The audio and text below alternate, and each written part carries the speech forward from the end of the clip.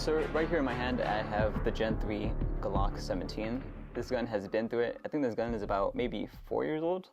4 years old, and it's been through it. And I've added attachments to it. I've added a threaded barrel, which cost me about maybe I think $30 to I think $50 to add. I had to try multiple RMR plates to get it to somewhat work. Even though it's a little bit off times or it shifts a little bit, I have to add thread lock to it every so often so it could stay zeroed. It's just a headache to do this. So I didn't want to go through these issues anymore, so I decided to upgrade my handgun. So I got a Glock 19 Gen 5, and this is what I have here. The reason why I got a 19 is because actually my Airsoft Glock 19 is actually a 19 too. I carry this with me everywhere I go, and I have this 19 here, and this is what I use for my daily carry. So I wanted something that mimics this, so I have it as well in the airsoft field. So I get like somewhat of training or repetition. Even though it is a Gen 3, I want something that is the similar size to it, just something that I carry. So that's why I got this 19 here. And if you open up the box, I've opened it already. I've shot maybe about 400 rounds to it. I'm sorry, my bird thing wants me to scratch your little head. So I've shot maybe about 400 rounds to this, and I have added a few upgrades to it. I don't think it needed it too much, but this is what I have here. So out of the box, you're gonna get multiple RMR plates, just like this, to fit different types of footprints. Oh, you can't really see it. Different types of footprints of RMRs. So be very careful what type of RMRs you pick. I noticed and read that if you buy extreme off-brand RMRs, you will have fitment issues. So just be aware of that. Don't spend too much on RMR for airsoft. It is airsoft after all, and also you may get it shot out. You also get a Allen key or a hex key, whatever you want to call it. You'll get this to change your CO2 cartridges. And also I have it here in the back. I have a Glock 19 CO2 mag. So yes, this gun is CO2, which in my opinion, I think is superior. You get a little bit more of kick, and depending on where you live, if it's colder temperature, it will make the gun run more reliably. And then we have the gun itself. Let me just move the box out of the way so you guys get a better contrast with the black and the white in the background. So this is the Glock 19 Gen 5, and let me get a little close up for you. So if you notice right out of the box, you have, or not right out of the box, but on the gun, that there is no finger grooves compared to the Gen 5. So there's no finger grooves. Your trigger guard here is cut up a little bit. My bird still wants head scratches, so I'm gonna scratch your head while I do this. You have an undercut there on under the trigger guard. The RMR plates, we already discussed that. I'm currently running a CV Life 6 MOA dot. Why 6 MOA? This is airsoft and the barrel is very short, so my hitbox is going to be a very large, or my bloom, I guess, in this case, if you understand what bloom is in gamer language. But above all, you get a threaded barrel. So this is right out of the box. So you get really good upgrades right out of the box just for about the same price. I think it's only like $20 more compared to a Gen 3. So you won't have to go through all this trouble of outsourcing parts. It's already here in the box, ready to go. And you can see the difference in size isn't too much, so that is pretty good, pretty compact, and keeping it lightweight. So talking about threaded barrels, what can you put on the threaded barrel? Well, you could put a thread protector. If I can get it going, there we go. A thread protector, if you're not going to use a trace unit, keep it nice and simple. Or what you could do is, if you don't like the look of the threaded barrel, what you could do, I'll put close-ups of it too if you can't see it right now, but there'll be a hole here. You can unscrew that, and that's actually a grub screw that's holding the threaded barrel, the threaded adapter to the barrel. So you just heat that up, or take out the grub screw, heat it up, it has glue in it, and then you just twist it off if that's the route you want to go with. I'm not going to go that route. I'm always going to have either a thread protector on it, or what it was meant to have, a trace unit. So I will have a tracer unit on it as well. And there you go, that's how it looks like with a trace unit. And for those of you wondering, this is a Tech brighter trace unit, but it doesn't matter what type of trace unit you have, it will work. And the functionality, because I know some airsoft guns, when they have the extra weight, or if they have a threaded barrel on it, especially gas pistols, they have feeding issues or they don't run as reliably. For this one, I did have issues for it the first mag. It was kind of gunking up or kind of like stopping, feeding every round. But once I kind of put it back into a battery, I lubricated it, and I went through that first magazine of about maybe 15 or 16 shots, it started running more reliably, and I haven't had any hiccups yet. So it also has a attachment so you can put on lights, like this light right here. So now I have this full package ready to go. So this could be a basic setup that you could be running with your new Glock 19, and it's right out of the barrel, or right out of the box. You have the threaded barrel, you have the RMR plates, so you're ready to go. One thing I do like about this is that, again, I'm gonna go back to the original point why I got this. Not only does it look more modern, more modernized, but it also looks just like my 19. And the thing about my 19 compared to the 17 is that my 19 doesn't fit this Glock 17 holsters that I have here. Let me show you. So this is my inside the waistband carry, and it fits there nice and snug. It snaps into place. Now for the Glock 17 Gen 3, it feels more chunkier. I have to really push it in to get in all the way. I don't want to put it in all the way because it feels like it's going to get stuck. So I'm really going to just take it out. And I'm going to go back to the 19 once I take off the light. We'll see if it fits. And when you look at that, it fits snug. I'm pretty sure the dimensions for the Glock, Elite Force Glock, oh my god, there's so many abbreviations here. The Elite Force Glock 17 Gen 3, I'm pretty sure the width of this is a little bit more wider. But for the Gen 5, it feels like they got it a nice one-to-one replica for it, because this fits into my inside the waistband carry for training purposes also. And it fits my Glock 19 Gen 3 also, the one that I use to carry. But not only does it work for my inside the waistband carry, let me show you what else it works with. I brought here my duty belt. This is a Safariland holster for the Glock 17, but I have it set for my 19 as well because it takes it because it's compatible. So if I get my carry with a light on it, I could do it without a light too, but let's just do it with the light for this purpose, this demonstration purpose. It'll snap into place. That's common. It's going to fit. I know it's going to fit. It's made for Glocks. But if I try it with my Elite Force 17 Gen 3, even the light is hard to get. The light actually is another thing. That's a hard thing to snap onto. It's going to be hard to take it off as well. But it doesn't fit. And if I push it in, I'm scared it's going to get stuck. So I don't want to take it out. So I think it's already somewhat stuck. So there you go, it got stuck in there. And the light has a very tight grip on it. I have to really use a lot of force to get it off. But the Elite Force Gen 5 19 fits with my Safariland holster, as you will see right now. So I'm pretty sure the dimensions are different from the Gen 3 to the Gen 5s in Elite Force Glocks. But they do make the Gen 5 17 in Airsoft version, the Elite Force version. So you could use that as well. So I'm pretty sure the dimensions are going to be same as this one right here that I have in my hand, the Elite Force 19 Gen 5. There's a lot of Glocks and Gens and numbers going on, so bear with me as I'm thinking about this. And my bird is also nibbling on my battle belt. She likes to eat this fabric, so this is her stimulating right now. She's stimming.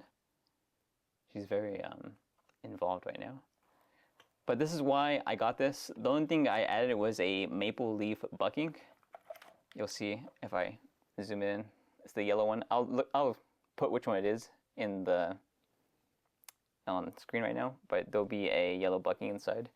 It helps me hop .32s even though I do use heavy BBs with Glocks because I usually play outside, so I need the heavier BBs. But if I want to run tracer units, I use .25s, and they run beautifully, flawlessly, with even such a short barrel. I was cleaning up, and then I forgot to mention that there's a fitment issue a little bit with the Glock magazines here, and I'll show you what I mean right now. Let me just clear this mess so you can see what I'm talking about. So, when it comes to the Elite Force Glock or VFC style magazines, this is the 19. It fits, as you would expect, it fits into the gun very easily. But I noticed the other Elite Force Glock mags, the ones that from the past, these are VFC Elite Force Glock mags. They have a more like snug fit into it. I have to really like push it in. Sorry, that slid. This one's a little loose from how much use it's been through. But you really gotta jam it in there to make it fit. However, if you want to add the O-block Glock mag, you really gotta, let me lock this. What I do to make it fit is that I lock the slide to the rear, and I just slide the mag in, and it locks into place. And then I could see I release the slide. I have to push it back. I have to push it back into battery to make it fire. But after that, it does feed reliably. I've shot, I think, a full 32 round magazine with this. Just that inserting the mag is very difficult, and I feel like it's gonna break unless I lock the slide back. I gotta really take it out or really pull it out. I gotta lock the slide back and then insert the mag till I hear the click. Then release the slide, push it back into battery, and now I'm ready to fire. That's if I want to use the O-block extension right there. But the old 17 Glock VFC mags do fit pretty well. It's not really that much of an issue. There is a little bit snug fit, and then I really got to slide it back in. So that works nice. And of course, the one that came in the box with the Glock 19 mags does work. Actually, oh, this is the Glock 17. Sorry. Sorry. The first one I used was the Glock 19. This is the Glock 17 magazine. So it does fit nice and smoothly, but you'll notice here that it does show a little bit because it is a Glock 17 mag.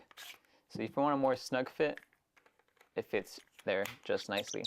Just the only issue I had with these magazine fitments is that I did buy and return a green gas Glock 19 mag because I don't like this little plate that comes out.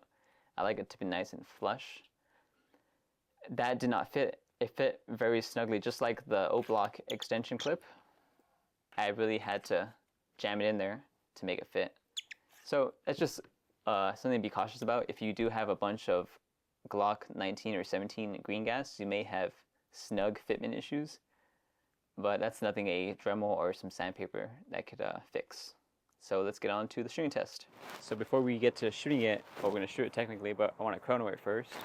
It's a brand new CO2 cartridge. It does take CO2 if I did not mention that. It also takes green gas as well. But I have CO2 right now. It's about 67 to 70 degrees out right now. So we're going to see what readings we get with my chrono here. And we're using 0.32 gram BBs for this demonstration. Let me shoot this way. 243. 243. 242. 247, 236. Excuse the dogs, my dogs and the neighbor's dog in the background, but roughly we're shooting around 240 FPS with 0.32 gram BBs. I'll put here a conversion of what it is for 0.20 gram BBs, and I'm also shooting 0.52 joules as well. But now that we got the FPS out of the way, let's move on down to the accuracy. So I have a target down there about 50 feet away. I was about to say 50 yards, but 50 feet. I have a steel gong out there with a piece of paper on it with a tiny rectangle or square on it. So what I'm gonna do is I'm just gonna put my red dot on there and I'm gonna pull the trigger, and not really looking at if I'm gonna hit the square, but really if I'm just gonna be, we're just looking at the grouping size of it.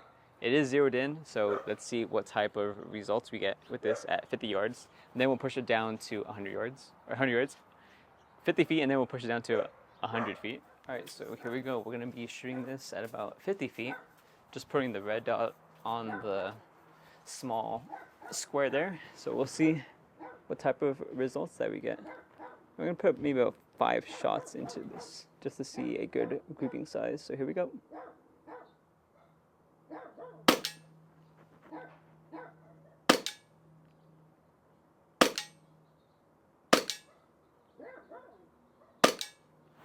That's 5. 1, 2, 3, 4, 5. All right, let's go see what it's like, the grouping. There you go. So I hit 5 shots, and actually it's hitting pretty low. But I do have it. I believe I have the red dot zeroed in at about maybe like 20 feet. So we'll see how it is here. I'm gonna use a blue Sharpie just so you could see what results we're getting.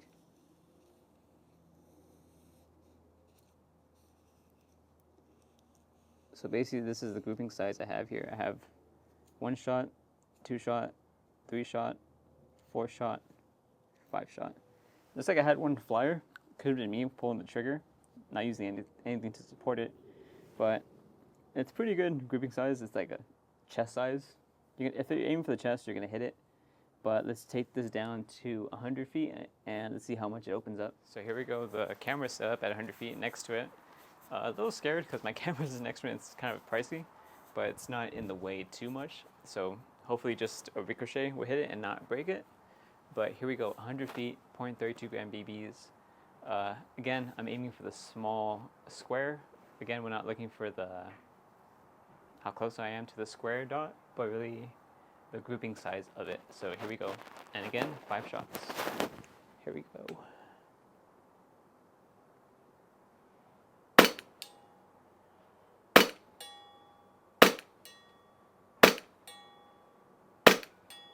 Alright, let's go see what it looks like. Well, even though I don't see it that much on paper, it looks like I didn't puncture it too much. But I made all 5 shots because I heard the dings. So we have 1, 2, 3, 4, and trying to feel the last one. I might have not hit it, but it actually looks kind of, sorry for the background noise, doing some construction a few houses down, but it looks like it's a smaller group, to be honest. I really don't know where the last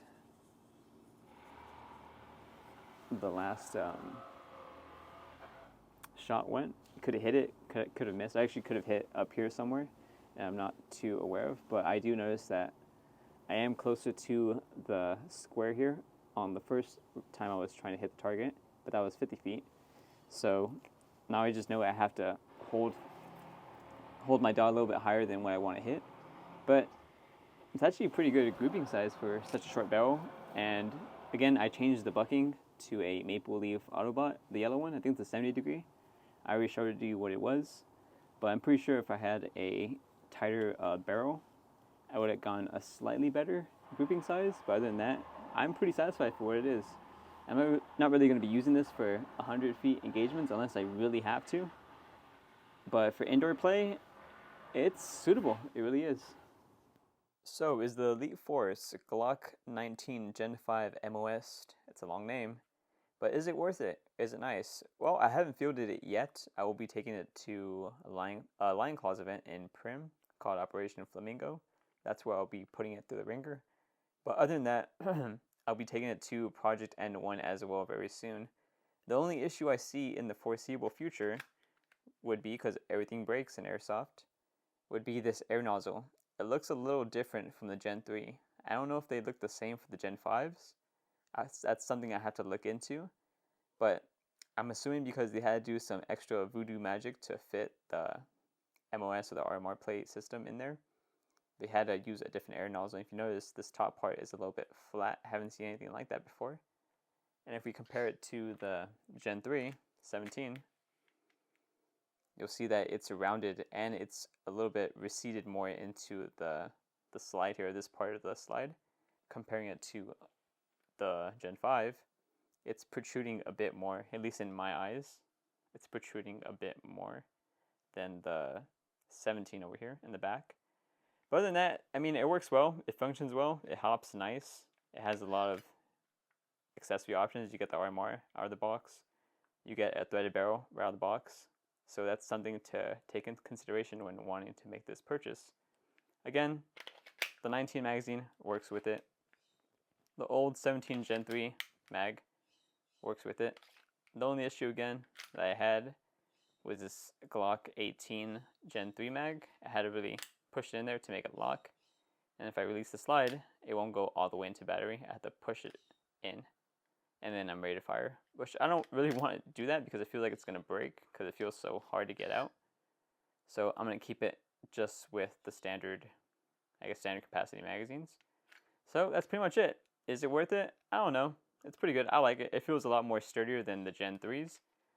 Believe it or not, even without the light and the armor, it does feel heavier than the old Gen 3 models. It feels more hollow, I guess, in my hand, the Gen 3. Even though it is Elite Force, same brand, this feels more full, and it feels more realistic to my carry gun, my Gen 3 Glock 19. But that's pretty much it, guys. I hope this was a good review for you guys. If you guys were thinking about getting this, I think it's more than worth it if you got the extra money. For me, it's worth it. I've been with the other gun for about 4 years, 5 years now. That it's time to get a different, well, not really different because all Glocks are technically the same, but a new style of platform. I hope you guys enjoyed the review, and I'll see you guys on the next one.